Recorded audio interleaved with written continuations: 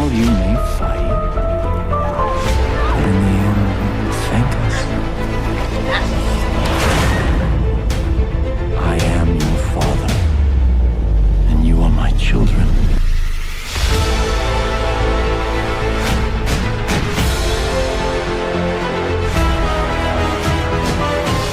Far Cry 5 takes place in the fictional location of Hope County, Montana. Once a small, sleepy area, the county has since been overrun by an extremist doomsday cult project called Eden's Gate. Initially, no one gave a second thought about the cult. Most of the Hope County citizens just saw them as a few crazies who subscribed to a weird religion and weird beliefs. It wasn't until the cult started kidnapping citizens of the county against their will in order to indoctrinate them into their doomsday religion and began to stockpile weapons that the law got involved. Now, as the player, you take on the role of a rookie in the Hope County Sheriff's Department, tasked with serving an arrest warrant for the notorious cult leader, Joseph Seed. You, the sheriff, and 2 fellow deputies, and a federal marshal all traveled to Joseph's church to arrest him. After being met with a number of his extremely devout followers, the sheriff suggests to the marshal that they go in without their weapons drawn and try to be as peaceful as possible. The marshal agrees, and they enter the church, where they are met with Joseph's armed followers and the rest of his family. Something is coming. You can feel it, can you? We are creeping toward the edge, and there will be a reckoning. That is why we started the project, because we know what happens next. They will come. They will try to take from us, take our guns, take our freedom, take our faith. We will not let them. Sheriff, come on. Hold on, Marshal. We will not let their greed, or their immorality, or their depravity hurt us anymore. Sheriff, There will be no more suffering. Now, focus. Joseph C. I have a warrant issued for your arrest on the suspicion of kidnapping with the intent to harm. Now, I want you to step forward and keep your hands where I can see them. There they are, the locusts in our garden. See, they've come for me. They've come to take me away from you. They've come to destroy all that we built. Hold on. Do not touch that service weapon. Hold on and don't stand down. Stand down. The opening is a high point for Far Cry 5. It introduces a great villain, the rather timely premise of saving forgotten America from the brink of disaster, and the kind of seat-in-your-pants action that video games are made for.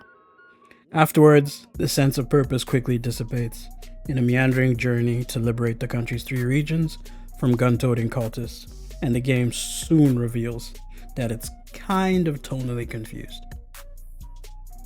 Now, for those of you who haven't played the game, I bet you may also be asking, why is Joseph and his cult allowed to get away with this?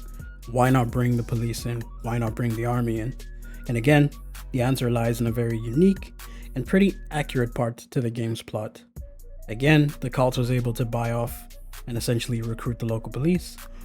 The federal government couldn't get involved for a long while because there was no information on what was going on.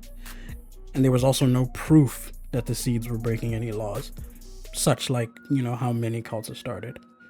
And so again, the arrest doesn't go as planned, but once shit hits the fan, there is no way for the player or the local law to reach out to the outside world, as Joseph and all his followers cut off communication outside of the county lines.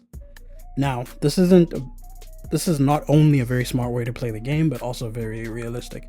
And again, the people the marshal reports to may have caught on to him, never reporting in, but the feds couldn't just storm Hope County looking for him.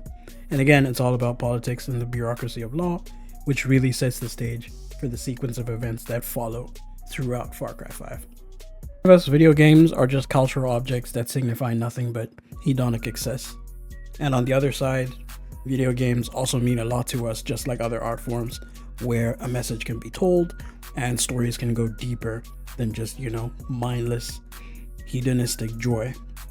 But, however, Far Cry 5 isn't willing to wade in the shallow end of the pool with the Uncharted series.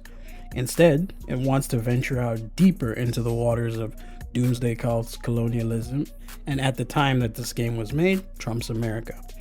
All while towing the open-ended, thriller-second schema of the modern open-world game. So again, Ubisoft continues to subscribe to the South Park theory, where both sides are bad, so in air quotes, let's laugh about it. Now, while the Megacorp's attempts to commentate on the moment ought to be applauded in some sort of conceptual sense, they still need to kind of learn that it takes more than just draping old glory over gleaming machinery of your blood and guts Disney World to actually say something about what was the first version of Trump's America at the time. And personally, in my opinion, Far Cry 5 doesn't succeed in reconciling these two sides of its personality. But then, it doesn't really try. This is a game in which you'll be listening to descriptions of cannibalism and torture on one mission, and then tearing down a highway in a monster truck with mounted machine guns in the next. So to enjoy it, you kind of have to inoculate yourself against these sudden changes in mood. Far Cry 5 is most enjoyable when it embraces the chaos that ensues when a player is left on an island full of hostile cultists. Blowing up cultist shrines, liberating farms and factories, generally making yourself a flamethrower toting nuisance is great fun. And again, the characters you can recruit are entertaining characters of small town USA. Planes, boats, and road vehicles are all easy and enjoyable to drive, and also very easy to blow up. Again, it's jarring to be wrenched away from the open world and into a confrontation with one of the seed siblings each time. And again, it always happens with no warning, like briefly being kidnapped into a different game. But it comes part and parcel with what Far Cry was trying to do. And again, cooperative multiplayer also adds another unpredictable element to it, because again, with two players running around, things are even more likely to devolve into constantly escalating shootouts. And again, sometimes this chaos is enjoyable, sometimes it's confusing and frustrating. Occasionally, the game forgets where you were and what you were doing before you died, so again, it just plonks you somewhere random on the map. And again, other glitches and confusing moments also happen when the game system kind of collides. Because again, you can approach a weeping man over the body of what looked like his dead friend, and then immediately he'll straighten up and deliver a line of dialogue about some nearby side mission, and then just randomly walk off. It taps into the prevailing geopolitical sense of being right on the brink of disaster, but it stays well away from the real-world issues that clearly inspired its themes. There are numerous references to Trump. One side mission has you retrieving a certain infamous, compromising tape for a federal agent who keeps talking about golden showers, but again, it's played for laughs rather than political commentary. Eden's Gate cultists might be extremists, but they're emphatically not white supremacists in air quotes. And again, it comes close to trying to say something, but it never actually does. And it's far more comfortable when it's being silly than when it's being serious. Again, so making you wish that it had committed wholeheartedly to the playful satire rather than spreading its bets. So again, in my opinion, they should have just chosen a side. Either you're going to make it a fun, satirical commentary, or you're going to make it something like deep, thoughtful, and insightful and really, take it there. You can't have both. Like if your writers aren't really that good, you can't toe the line on both sides. And again, the story does have fantastic writing, so it's not me necessarily downplaying the story or criticizing the writers, but you kind of have to pick a side. Either you go wholeheartedly or you just stay in that little playful realm. Ultimately, there are great individual moments in Far Cry 5.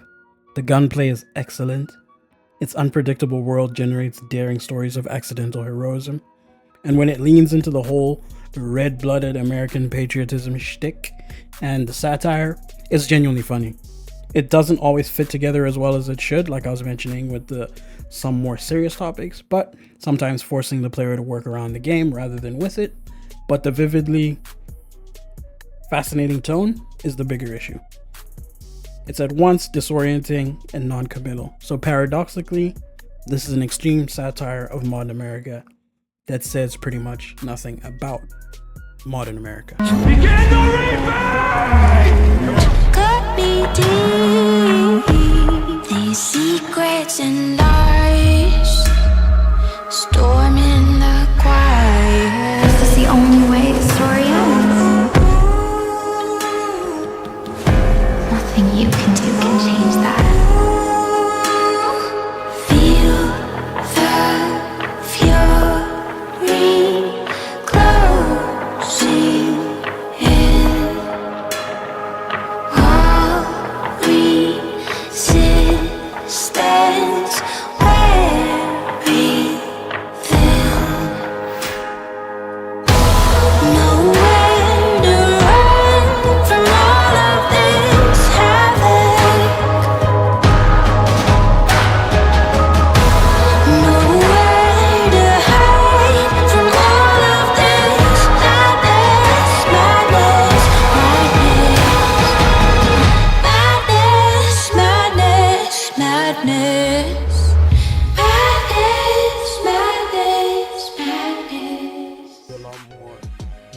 PSAs and stuff. But in the meantime, right now, my monitor, because I'm used to my camera being on my monitor, but I moved the camera. Stop right there!